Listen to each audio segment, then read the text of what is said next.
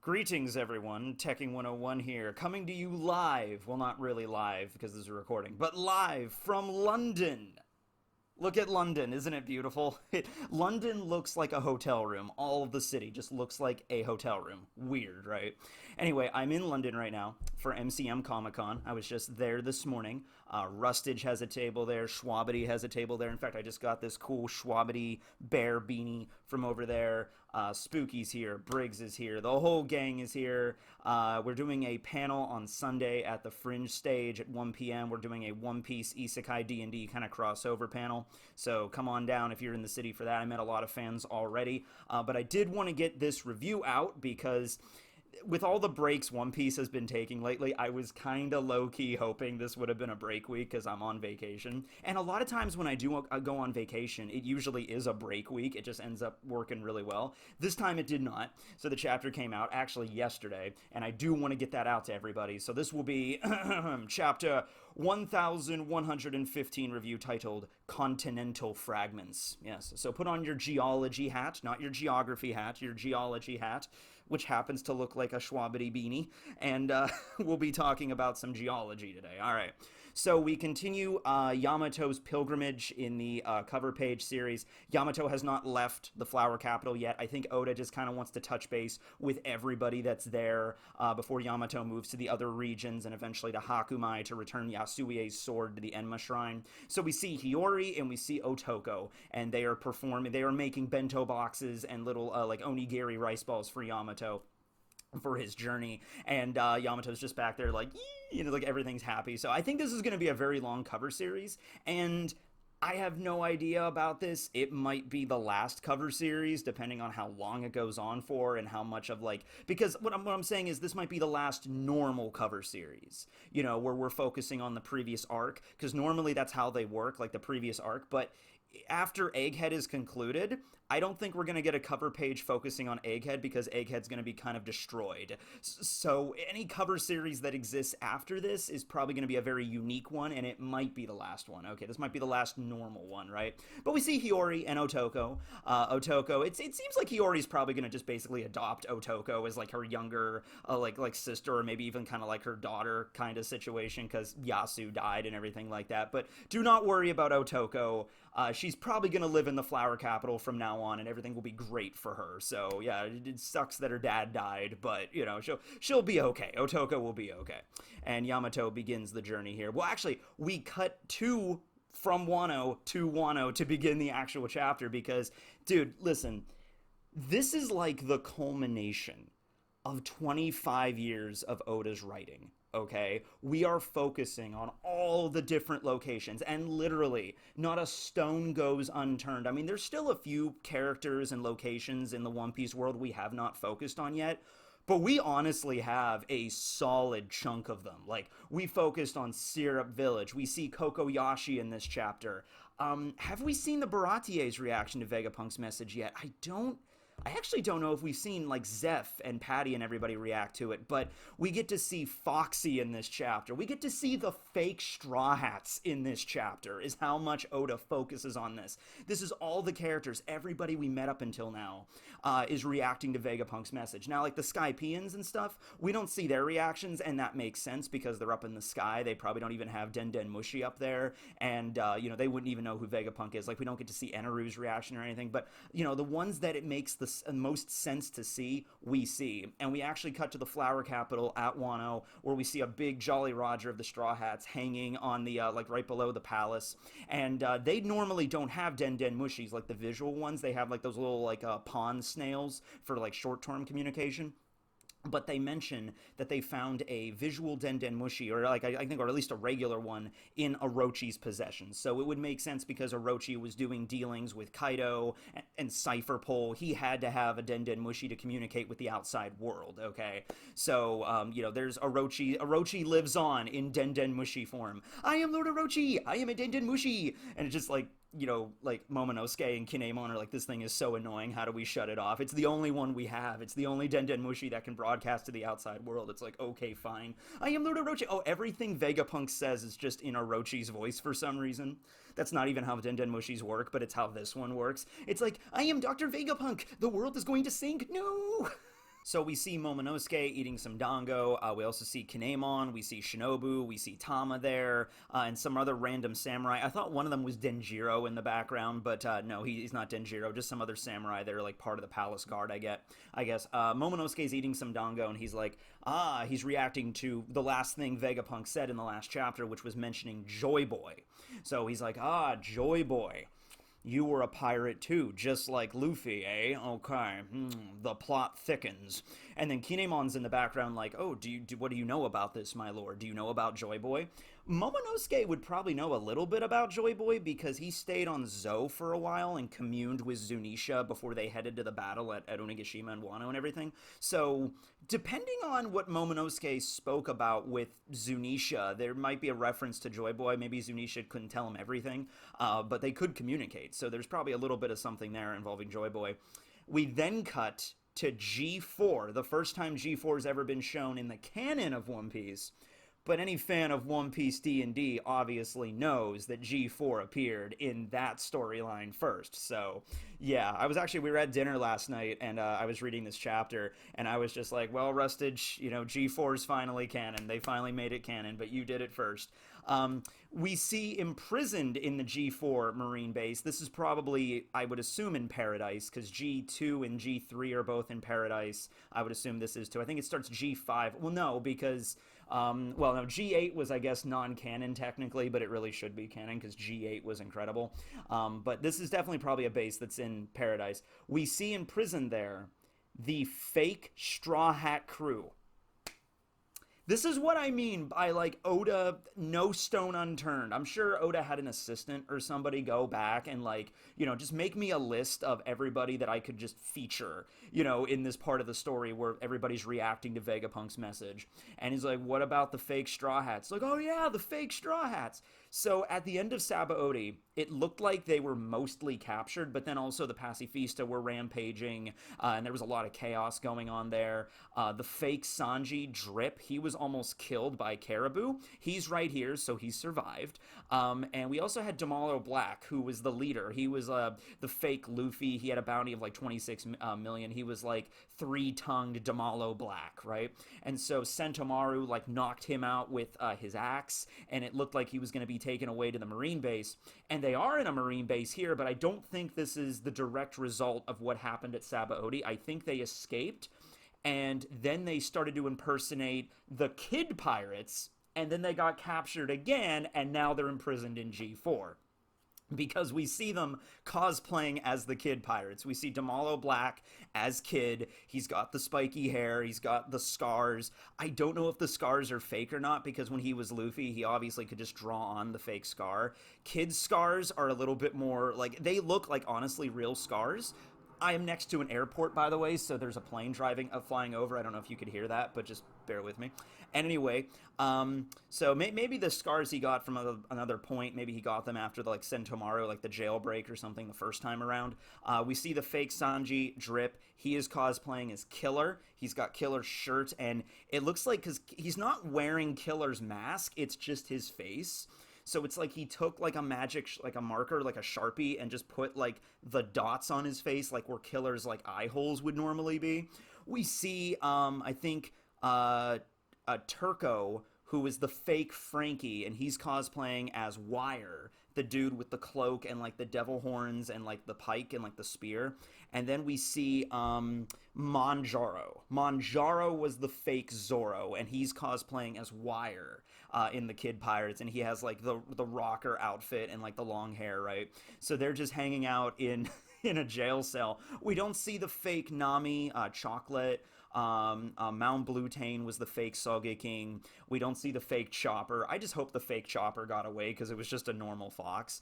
And Coco, Coco was the fake Robin, who was actually captured and got taken away by the government, so I don't know what happened to her. But at any rate, they're in their jail cell, and they're hearing the message as well, so I guess they're playing the message for all the prisoners in the One Piece world, too. And the fake Sanji, who is now the fake Killer, Drip, is like, Joy Boy, who cares about him? Our Captain Kid could beat him, right? And Kid has like, or Kid, Damalo Black has just like the dumbest reaction to this whole thing. He's just like, well, yeah, of course I could beat Joy Boy. He's dead. I'm alive. I'm awesome. I'm Tomorrow Black. It's just like, yeah, yeah, yeah. I don't get what these guys' plan is. Is the plan like we're gonna pretend to be really famous pirates? To do what? Like to get chased after by the Marines? Like what is their end goal here? Did they just really like cosplaying and they're just really dedicated to the craft, I guess? I don't know. There's another plane. You'd think it would be distracting. I mean, for doing this, it kind of is, but like sleeping, it's fine. Anyway, so I just don't get what their deal was. If they were just trying to gain infamy, like, are they actually trying to like at Sabaody, they were trying to pretend to be the Straw Hats to gain a strong crew to go into the New World, and I guess rely on the stronger pirates and their pedigree to like conquer the Grand Line and get the One Piece, and then they take all the glory. I guess that was their goal, but like all that's going to happen is going to end up you're going to get chased by the Marines because they think you're Kid, and you're going to get thrown in jail, which is what's happened to you like at least twice now. So I don't know what their whole idea is. Maybe they'll cosplay. Next time we see them, they're cosplaying as Law. I would say Tomorrow Black wearing the stupid like fake version of Law's hat. He just like takes like a regular hat and just paints on it or something. Like freaking Drip is cosplaying as Beppo. He's just in like a furry costume or something. Like hello. Anyway, Vegapunk continues his message. He says, look, I only have access to a handful of poneglyphs. These would have been the poneglyphs that O'Hara was probably researching because they had access to a few. But their combined narratives clearly chronicle an unbelievably, like a huge great war in the distant past, all right? Now, a lot of people have been bringing up like, oh, so we're just going to find out everything about the Void Century now. We're just not, a lot of stuff with like Robin is going to be completely like overshadowed by Vegapunk just spoiling it essentially. No way. It's not going to happen like that. First of all, most of the stuff, like it hasn't been directly stated in the chapter up until now in the manga. But if you've been following any sort of like fan theories on the internet, nothing Vegapunk says here is like really like crazy wild. Like Joy Boy being the first pirate, being from the ancient kingdom, there was some giant war in the past. I mean, most of this stuff has either been, so, like, implied in the story, like, most people can just kind of take it and go with it. Like, there was clearly a big war here. Joy Boy clearly, I mean, him being the first pirate was a revelation. That's not something we knew for certain, but you can kind of connect the dots, really. During that period, Joy Boy faced an enemy, the organization now known as the World Government, although back then they were the Allied Powers. See, this is important. They weren't the World Government originally. The World Government is what resulted at the end of the Void Century. When they came together and placed their swords on the empty throne, something had to happen with Eam during that time period. The Gorosei, perhaps as well, were there during the Void Century. But after everything had said and done, then they had the government, right? But when they first formed that alliance, they weren't the World Government. They were the Allied Powers, okay?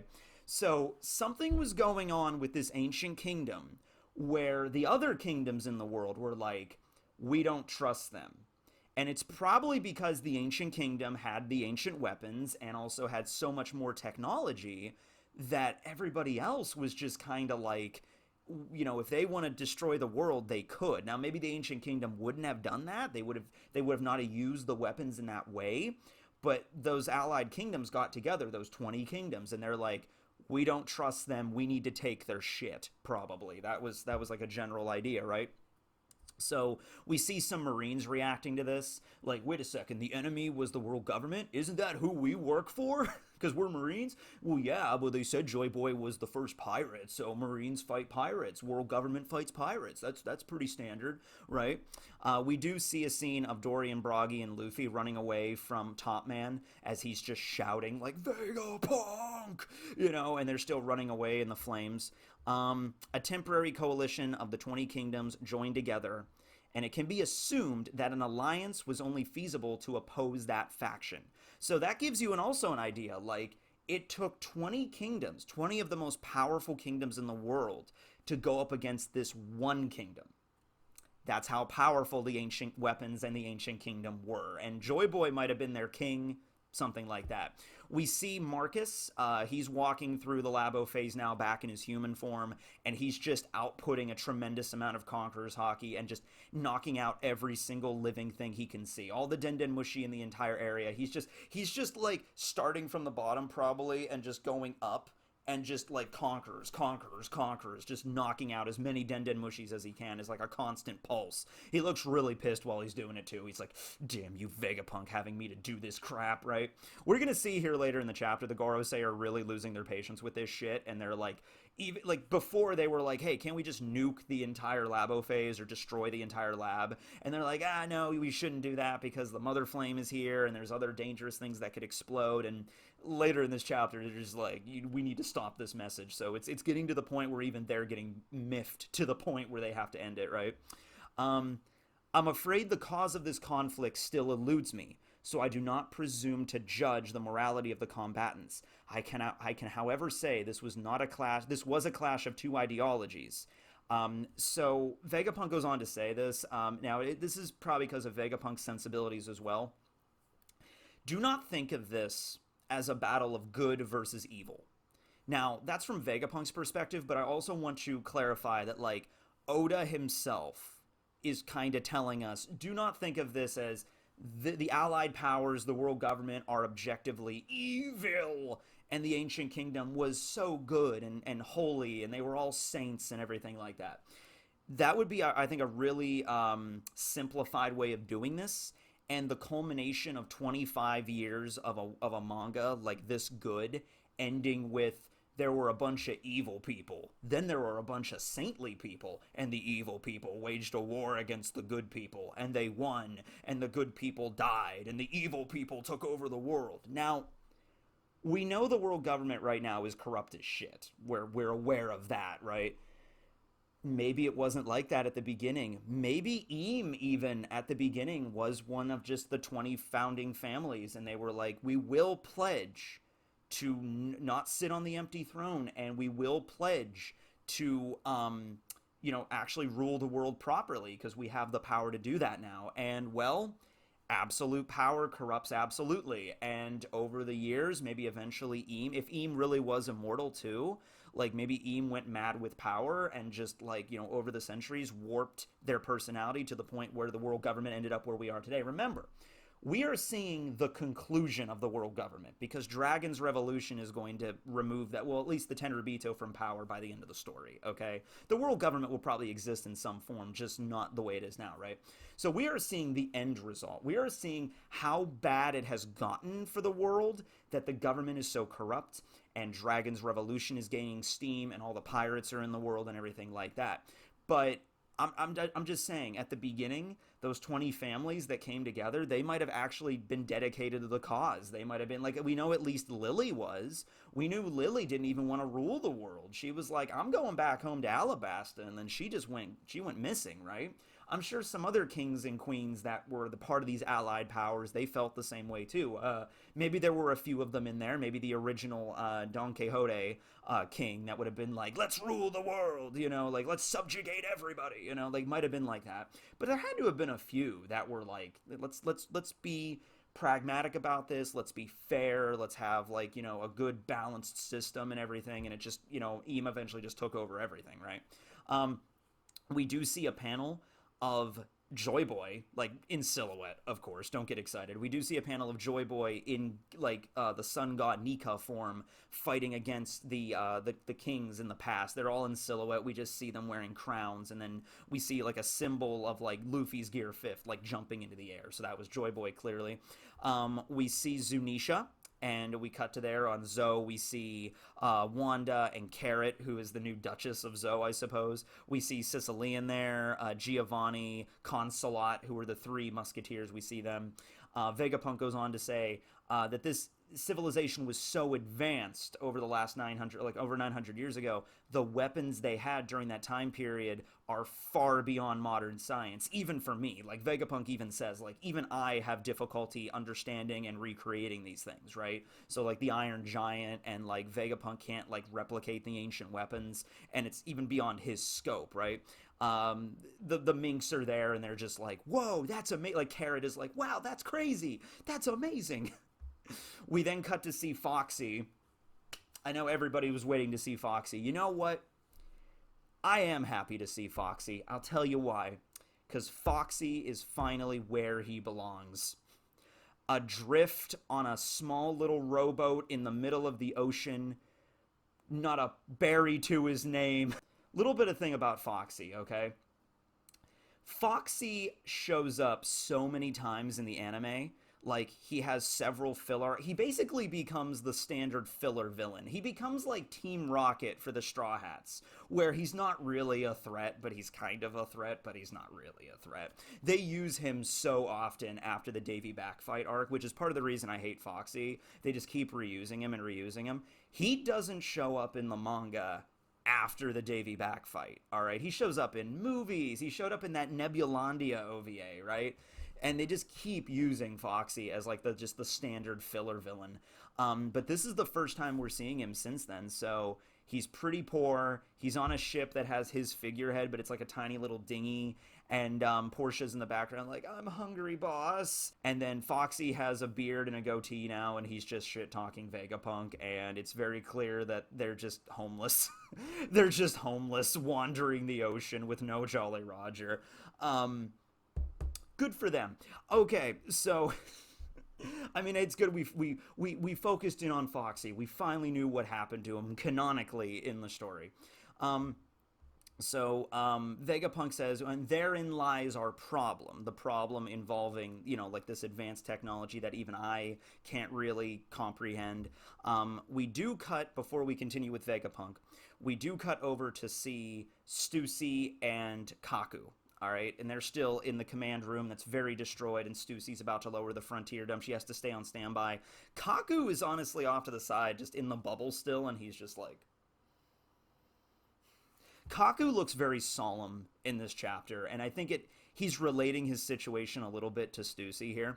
So Edison communicates with the command room. Edison is still heavily banged up down below in the fabrication phase. Here's another plane. There's a lot of them today. Anyway, and Edison's just like, hey, Stussy, just get out of there. Seriously, lower the barrier and just get out of here with the Straw Hats. And Stussy's like, well, what about, I have to keep the barrier up to the last minute. This is what the Stella ordered me to do. Edison is like, dude, Stussy, listen, I'm gonna level with you. That barrier stopped being relevant like 10 chapters ago. like the Gorosei can get through it without any issue, and there's so many crazy things going on right now in Egghead. Like, that barrier doesn't really matter anymore, so just lower the barrier, get in with the Straw Hats, and get off this island and survive, please. You see Saturn also going through the lab in his human form, doing the same thing Marcus was. They're just, outputting a crazy amount of Conquerors to knock out all the Den Mushi. Edison is there. He's glitching out, and he's like, it's like, we've done all we can for them. Just, you need to escape too. We see Jinbei and Zoro, they're still running to the evac point. They're still a little late, but they're getting there. Jinbei's still carrying Zoro, because that's the most, smart thing to do. That's the most pragmatic thing to do, because Zoro cannot get lost at this point. Nami's there, like, we need to hurry up. We get to the coast, okay? And yeah, we have a moment with Stussy that's really kind of somber, where she brought this up before, like, she's a clone, so she feels like she doesn't matter, or she feels like it's just like her life is inconsequential. Her existence is just to listen to the Stella. Now that Stella's gone, what am I meant to live for? I have no purpose. And that is heartbreaking to hear from Stussy. She looks so sad. She looks just like, I'm a clone. I'm not even a real person. Even though Vegapunk kept saying that, like, no, you are a real person. You're clearly real. You have your own mind. You have your own thoughts. You know what I mean? But Stussy still just didn't. This is something she struggled with her own life. Like, ever since she found out she was a clone, probably. She's like, what even am I? Do I even have a soul? It was probably stuff like that, right? And you see Kaku off to the side too when Stussy is saying, like, now that Stella's gone, what am I meant to live for? I have no purpose. And Kaku's just like, yeah, I can feel that. Like, he doesn't say that, but his face does. He's really thinking about everything in his life right now. He's thinking about, the stuff that he liked to do when he was a kid. Like, he always wanted to be a shipwright. If you go back and see the way Kaku was drawn as a kid, he always wanted to have, building ships and like models and everything like that. And then he got recruited, and then he ended up becoming a shipwright, and he was really happy about that. And then that was probably the happiest he's ever been in his life, when he was a shipwright at Galila. And then, he leaves again, and he has to go back to being an assassin. And you just feel like no matter how many times he leaves, he keeps getting drawn back in, but he kind of wishes that, like, dude, I wish I could just get out of this game. Now we cut back to the fabrication phase now at the evacuation point with the Giants with their ship. So we have Frankie and Bonnie, Oimo and Kashi have arrived, and they started wrestling Ethan. Sanji was there and got knocked down. And we are literally starting, because, like, it was in that exact same panel when Bonnie used Distorted Future to turn giant and, like, step on Ethan, okay? And then Oimo and Kashi are kind of trying to grab him, right? So Bonnie turns giant. She kicks Ethan. Sanji still falls to the ground after getting, like, bit by, Ethan's horse form, the Bokotsu, and then he falls on the ground. And then Ethan just kind of, like, knocks away Kashi, and then just takes out his sword, and they're like, stay away, that geezer can cut anything, because he can literally cut anything. And he goes, hockeys up the Shodai, and is just whoosh, and just makes a giant cut right at Bonnie. And you think, like, oh man, is Bonnie just gonna get, like, cut in half by this guy? At that exact moment, Bonnie turns back into her, actually her child form, because she's like, I cannot maintain Distorted Future for long, so that saved her life. She was literally about to get sliced in half. Turning giant in this story, every time, like, Luffy does it, it always usually backfires. Like, when Luffy turned giant against Kaido, Kaido just bit him in the nuts, it's just like, oh, okay, bigger target, So Bonnie goes to, like, step on Ethan, and he's just like, I could just slice, you're just a bigger target for me now, right? So that saved her. She went back to her original form, and then the cut slices right through the figurehead and part of the mast of the Giant's ship that was right behind him, right? So Vegapunk continues. He says, therein lies the problem. The Void Century ended with Joy Boy's defeat.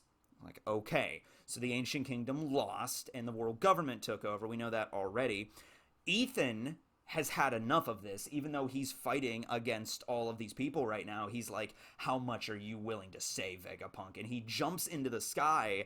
I guess he can fly too, or he can just jump good. He can just, jump really high. Here's another plane.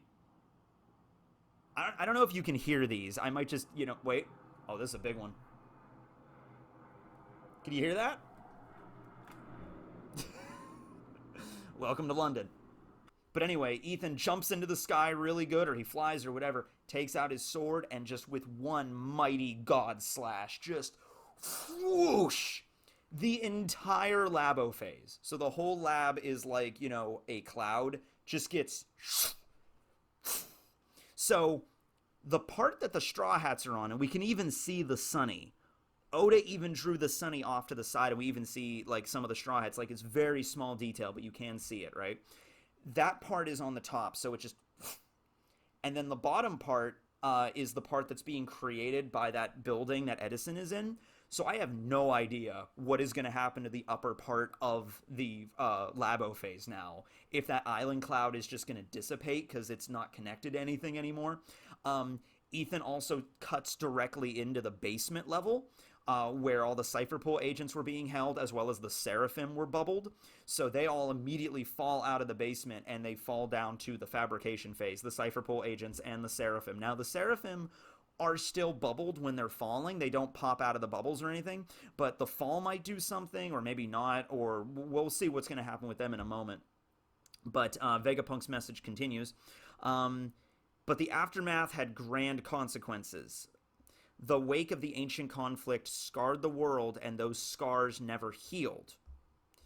The ancient kingdom, or the ancient world in general, has been swallowed up by the ocean, okay? And Vegapunk clarifies this by saying to the world, like, we all understand how dangerous it is to go from island to island. This is brilliant, and I love that he's bringing this up here, because this is one of the first things I remember mentioning with the Geography is Everything series, okay?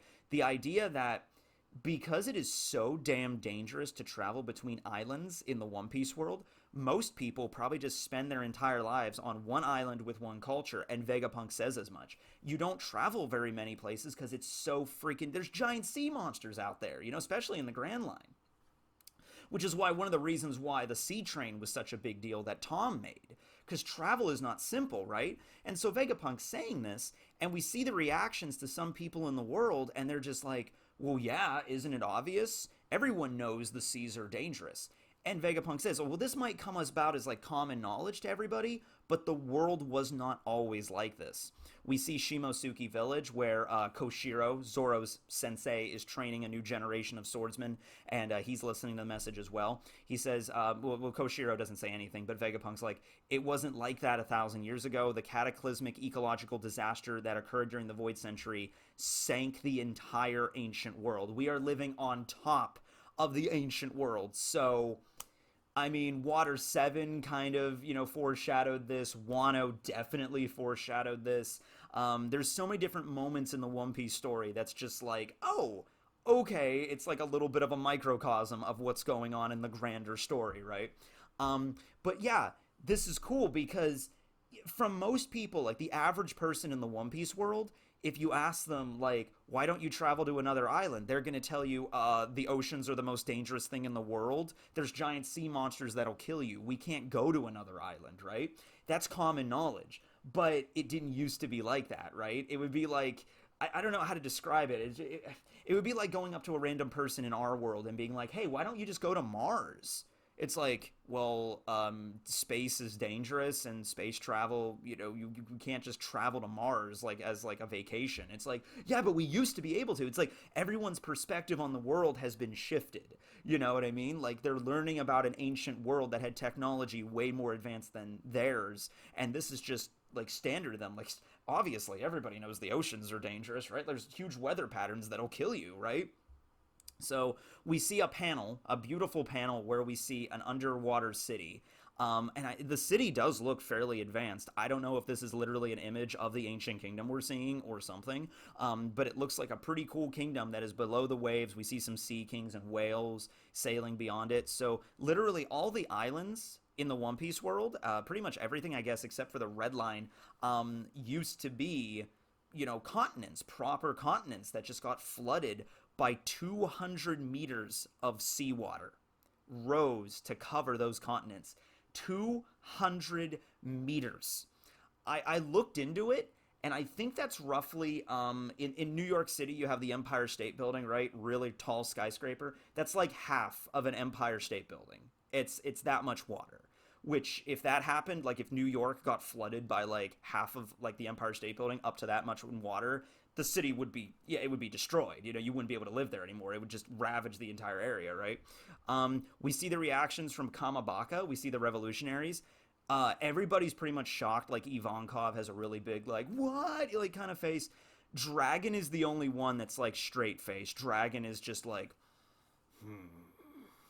Now, whether this be because Dragon already might have known this, because he was communicating with Vegapunk, Vegapunk probably already told Dragon this, he probably already knew. But the idea that the rest of the revolutionaries didn't know, like we see the vice commanders, Sabo has a very serious face. Sabo might not have known, but because he encountered Eam and the Garosei for their true forms at Marijua, he was probably expecting something like this. The world of a millennium ago sleeps unseen at the bottom of the ocean.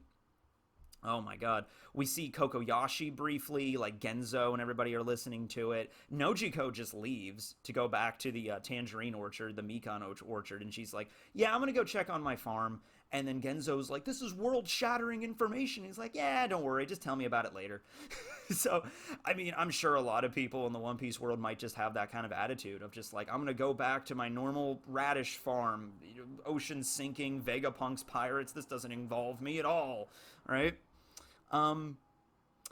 So Vegapunk brings up 200 meters of an ocean rise, and it only happened within a century. Within the Void Century, it rose by 200 meters. Everybody in the world is shocked by this, obviously. They mention a warship is only 60 meters tall, so that's how much of an ocean level rise this is. Another Marine brings up that, we don't need to worry about the message right now. We saw the Seraphim and the Cypher Pool agents falling. We need to go rescue them. So they're going to go on the island, I guess. I don't know if they're going to stop the Buster Call for them or continue Buster calling the island, right? It's so crazy, the Buster Call. Something that was so major back in Enies Lobby is like just a background decoration set piece right now, right? We see Mocktown. We see everybody laughing at Mocktown. Like, man, 200 meters. This guy really has lost all of his marbles. We see Drum Island. Kureha's there. Even now, the world still finds a way to keep things interesting. Kureha, being a youthful 141 years old, she's probably seen a lot of crazy stuff in her lifetime, and she's like, man, even now, though, it's still kind of crazy. We see the former agents of Baroque Works, which were last featured in Miss Golden Week's Meet Baroque cover series. They formed that new Spider Cafe in that desert town. They're still there. We see Miss Golden Week. We see Drophy, who is Miss Merry Christmas. We see Paula, who is Zala, who is Miss Doublefinger. And they're looking at a mountain in the distance on their island. And I was like, well, hey, that mountain over there is about 200 meters. Can you imagine if the ocean rose that much? That's insane. And this is, once again, that mountain that they're looking at that's 200 meters tall is probably just the tip of a larger mountain that was even bigger, at least 400 meters tall, I guess, that was part of this ancient continent. If you ever wondered why there's so much water in One Piece, that's why. Now, how the red line factors into all this, still don't know. I always assumed the red line was an artificial construct, which it very well could have been. But was the red line there? I guess it had to have been because the Lunarians were there before the time of the government. So the red line had to have at least been there 1,000 years ago. So Vegapunk goes on to say that this was a man-made calamity because he did a bunch of research into geology and meteorology, ecology, atmospheric science, trying to calculate, dude, if this was like a volcanic eruption, like the Yellowstone super caldera erupting and that changed the world and flooded everything, there would be signs of that beforehand, right? If a meteor hit the earth and that caused the sea levels to rise, or if there was some massive weather event and that caused the ocean to rise, there would be signs. There would be something in the record that I could look at to be like, oh, this giant volcano erupted, 800 years ago or something, and that caused some serious problems, but nothing like that existed. And there's no way that 200 meters of ocean rise can just happen in a 100-year time span with nothing to go on. So it had to have been some kind of man-made disaster. We cut to the World Economic Times on the balloon ship where Morgans is still talking and Vivi has to like hold his beak because she's like, shut up, I want to hear the message. And Morgans is like, big news, big news. Yeah, shut up, I want to hear it, Wapple's still in the background just like, okay. But she doesn't say anything. Like, all these characters that show up, they don't really say much. Like, Dragon doesn't say anything. Vivi doesn't really say anything. She's just like, we're listening. It's impossible for such a drastic change to happen within just 100 years. Meaning the cause lies elsewhere, and my suspicions were confirmed a few days ago when I analyzed the current sea levels. This will be hard to accept, but that disaster of 800 years ago was caused by the ancient weapons. That ancient technology of the ancient kingdoms created that sea level rise. So it was directly because of, I don't know if it was all three ancient weapons, like Pluton, Uranus, and Poseidon together, or maybe it was just Uranus or just Pluton or whatever, but it was because of the ancient kingdom that the sea levels rose, because of their technology. Now, did the ancient kingdom use that technology? Or did the alliance, the allied powers of the world government get their hands on it and then use it? That's still up for debate. But that very same power evidently still exists today, and it's still waiting to be used again. So the ancient weapons still exist. We already knew that. In other words, and this is the end of the chapter, the Great War, which ravaged the world during the Void Century, is still ongoing. And we see a shot of Eam in the flower room playing with their butterflies. Eam loves the butterflies. What is the significance of the butterflies? There has to be some significance now. I'm reading into it maybe too much. Maybe Eam has the butterfly insect zone. Like, I don't know. But the butterflies they have to be relevant for something because Eam is always playing with butterflies. But he's in the room of flowers and we see Eam's face. Not Eam's face. We see a close-up of the silhouette of Eam's eyes. Like the Rinnegan eyes. Like, and he doesn't say anything. And that's the end of the chapter. No break next week, and I will be back next week too to review the next chapter. Whew. We're doing day after tomorrow yesterday with this. Okay, so the idea of there being the world used to be this way, and then some disaster occurred and everything flooded, so we're living on the remnants, the top of this world. That is something that I've seen quite a bit in the theory verse on the internet. That's not something that's like a brand new revelation or anything like that.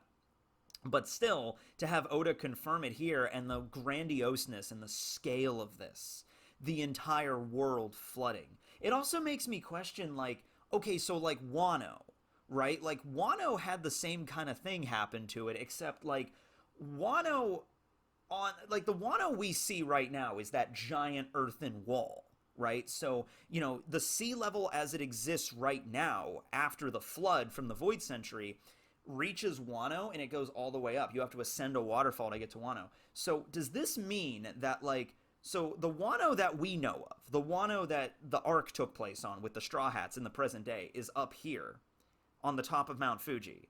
And then the original Wano of the Void Century would have been here, but then the world got flooded. So would it be even further down here? like there's a Wano on top of a Wano on top of a Wano? I guess? I don't know how this shit works. But the fact is that, yeah, most of the world just got flooded. We need to open up a drain. We need to, I saw somebody mention that there was a theory that the One Piece was just a giant toilet. And you just need to push the...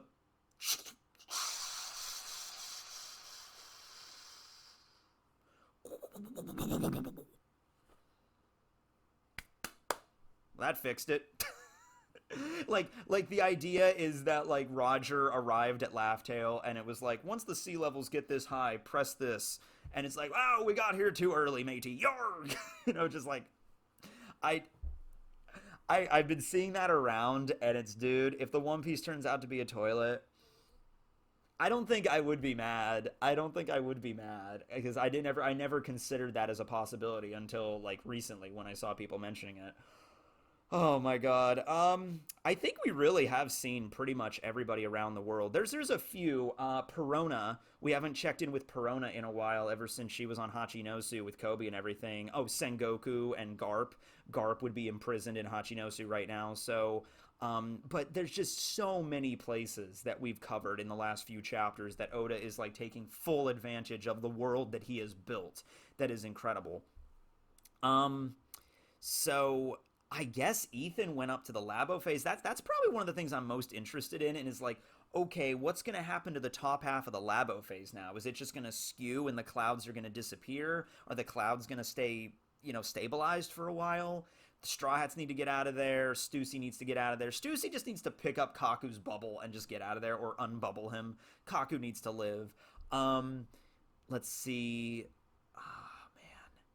The other Gorosei are clearly just trying to eliminate the Dendenmushi as quickly as possible. But yeah, that is the majority of the chapters, just basically more people's reactions to this. And we got no break next week, so we'll continue this pretty quickly. But yeah, that's the chapter. What do you guys think about the world sinking, and how this connects back to the Ancient Kingdom exactly? Like, what event led to them using the ancient weapons to... Because I don't think the Ancient Kingdom would have wanted to do that.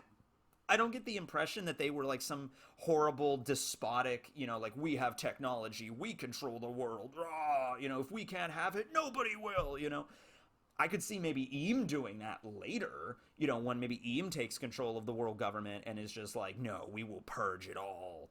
But I don't see the Ancient Kingdom doing that. Then again, keep in mind, the way that this is presented to us, it is not going to be as simple as objective good versus objective evil. There's going to be a lot more nuance to this. I think Oda is going to tell a story when we do get to the proper Void Century story of like, look, we're going to get to a point where the Ancient Kingdom did a lot of fucked up shit, and the world government did likewise, because war... I'll quote a line from Bleach. Shun Sui's, one of his lines that is one of my favorites in the entire Bleach story. And it's when both sides go to war, you're both in the wrong or you're both evil. Something like that. Because once especially war ravages and goes on and on and on, we don't know how long this war lasted. If this war lasted like a century, by the end of it, you were probably just ready to end it. You were just like, ancient weapons, flood the world, whatever. And the way Vegapunk says it at the end of the chapter is super ominous. Like, the war's not over yet. It didn't just happen during the Void Century. The war is going on now because Eam is still looking to exterminate the members of the Will of D. Eam is still trying to get rid of the poneglyphs.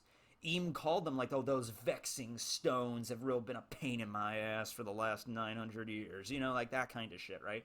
So from Eam's perspective, maybe Eam still sees this as the war with the Ancient Kingdom, like that part never ended for them. Anyway, that's the chapter. Apologize once again for the location and the bad mic quality and the planes flying over and everything like that, but whatever. Come to London MCM. I'll be there all 3 days walking around, and we're doing our panel on Sunday at the Fringe stage at 1 p.m. One Piece D&D crossover event. Rustage is going to be there. Briggs is going to be there. Spooky's going to be there. I'm going to be there. Mark's going to be there. Schwabity. And we're going to have a great time. So come on down. Thanks for watching, everybody. Teching, signing out.